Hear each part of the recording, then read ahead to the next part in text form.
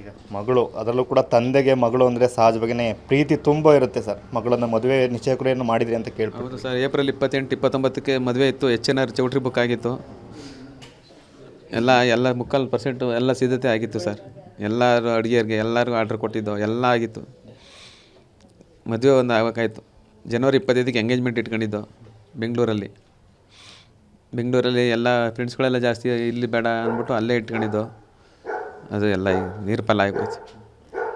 Friend ಈಗ ಮೃತದೇಹಕ್ಕೆ ಸಂಬಂಧಪಟ್ಟಂಗೆ ಪೊಲೀಸರು ತಮ್ಗೆ ಏನು ಮಾಹಿತಿ ಕೊಟ್ಟಿದ್ದಾರೆ? ಅಲ್ಲಿ ಪೊಲೀಸರು ತುಂಬ ಹೆಲ್ಪ್ ಮಾಡಿದ್ರು ಸರ್. ಅಲ್ಲಿ ಇದು ಮಾಡಿ ಗೊತ್ತು ಮಾಡೋದು, ಇದಕ್ಕೆ ಎಲ್ಲ DNA ತಗೊಂಡು ಎಲ್ಲ ಕಳಿಸ್ಕೊಟ್ಟಿದ್ದಾರೆ. ಕಳಿಸ್ಕೊಂಡು 4 ಡೇಸಲ್ಲಿ ಎಲ್ಲ ಮಾಹಿತಿ ಕೊಡ್ತೀನಿ ಅಂತ ಹೇಳಿ ನಂಬರ್ ಎಲ್ಲ ತಗೊಂಡು ಅಡ್ರೆಸ್ ತಗೊಂಡು ಕಳಿಸಿದ್ದಾರೆ ಸರ್. ಅಲ್ಲಿ ಸರ್ ಅವತ್ತು 8:25ಕ್ಕೆ ಬಸ್ ಹತ್ತಿದ್ಲು. ಆವಾಗ ಒಂದು ಅರ್ಧ ಗಂಟೆ ಫೋನಲ್ಲಿ ಮಾತಾಡಿದ್ಲು, ಬಸ್ ಹತ್ತಿದ್ದೀವಿ, ಹೊರಡ್ತಾ ಇದ್ದೀವಿ, ಊಟ ಮಾಡಿ ಅಂತ. ಅದೇ ಲಾಸ್ಟು ಸರ್. ಬೆಳಗ್ಗೆ ಫೋನ್ ಮಾಡಿದ್ರೆ ಸ್ವಿಚ್ ಆಫ್ ಬಂತು. ಸರ್, ಇಂಥ ಒಂದು ದುರಂತ ಸಂಭವಿಸಿದೆ, ಸರ್ಕಾರಕ್ಕೆ ತಾವು ಏನಾದ್ರು ಹೇಳೋಕ್ಕೆ ಇಷ್ಟಪಡ್ತೀರಾ ಸರ್? ಯಾಕೆಂದರೆ ಇಂಥ ಘಟನೆಗಳು ಸಾಕಷ್ಟು ಆಗ್ತಾನೆ ಇದೆ.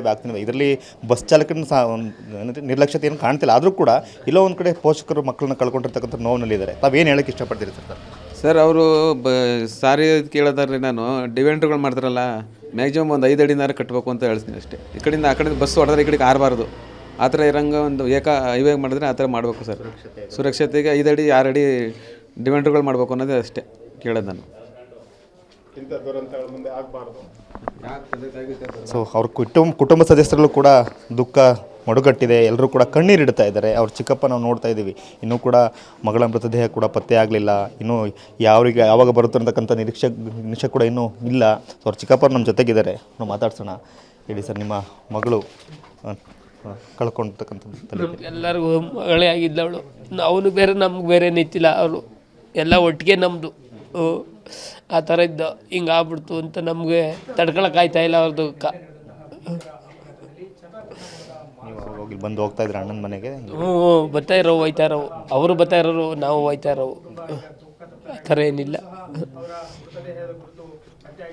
ನಿನ್ನೆ ನೀವು ಅಲ್ಲಿ ಹೋಗಿದ್ರ, ಚಿತ್ರದುರ್ಗಕ್ಕೆ ಹೋಗಿದ್ರ? ಅಲ್ಲಿ ಏನು ಹೇಳಿ? ನಾವು ಹೋಗೋಕ್ಕಾಗಲಿಲ್ಲ. ನಾವು ಬರೋದಕ್ಕೆ ಹೋಗ್ಬಿಟ್ಟಿದ್ರು, ಊರಿಂದ ಬರೋದಕ್ಕೆ. ಅವರು ಹೋಗಿದ್ರು. ಆಮೇಲೆ ಫೋನ್ ಮಾಡ್ದೋ ಬರೋಣ ಅಂತ. ಇನ್ನು ಯಾಕೆ ಬರ್ತೀರಾ, ಪ್ರಯೋಜನ ಇಲ್ಲ ಬಂದರು ಅಂದರು.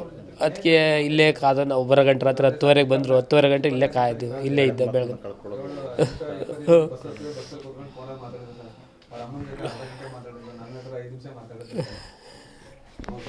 ಇದು ನವ್ಯ ಅವರ ಕುಟುಂಬ ಸದಸ್ಯರಲ್ಲಿರ್ತಕ್ಕಂಥ ಆಕ್ರಂದನ, ಮಡುಗಟ್ಟಿರ್ತಕ್ಕಂಥ ದುಃಖ, ಮಗಳನ್ನು ಕಳ್ಕೊಂಡಿರ್ತಕ್ಕಂಥ ನೋವಿನಲ್ಲಿ ಎಲ್ಲರೂ ಕೂಡ ಇದ್ದಾರೆ. ಇನ್ನೂ ಕೂಡ ಮೃತದೇಹ ಸಿಕ್ಕಿಲ್ಲ ಅಂತಕ್ಕಂಥ ನೋವು ಅವ್ರನ್ನ ಮತ್ತಷ್ಟು ದುಃಖಕ್ಕೀಡು ಮಾಡಿರ್ತಕ್ಕಂಥದ್ದು. ಕ್ಯಾಮ್ರಾಮನ್ ಮಹೇಶ್ ಜೊತೆ ಮಂಜುನಾಥ್, KB, TV9 ಹಾಸನ.